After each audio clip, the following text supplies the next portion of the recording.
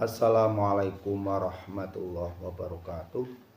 Kajian yang pertama, kitab terkait dengan kajian rahasia dan hikmah Toharoh. Dalam hal ini kita mengkaji kitab Lataif Toharoh wa Asrarus Shalah. Untuk kajian yang pertama ini yaitu pada halaman 6. Bismillahirrahmanirrahim.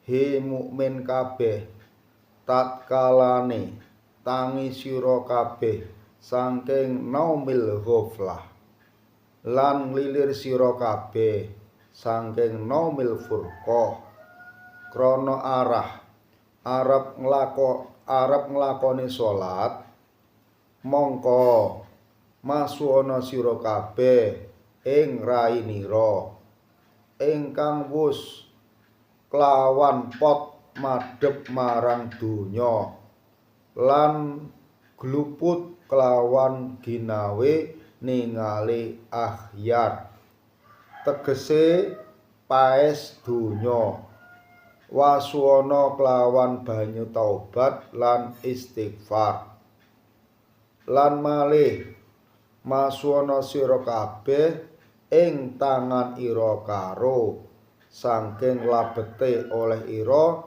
gandulan makhluk, lan labete oleh ira gumantung kelawan makhluk, iya wasuhana kelawan banyu taubat lan istighfar, lan malih nuli ngusapa sira kabeh ing sirah ira kelawan banyu tawadhu limaulahu, tegese angasoraken awak ira marang bendara nira, lan nuli masuwana sira ing sukunira karo sartane wanglunira saking labete watek ira bangsa tin, wateke endut, waswana kelawan kelakuan kang mahmudah. Demikian, wassalamualaikum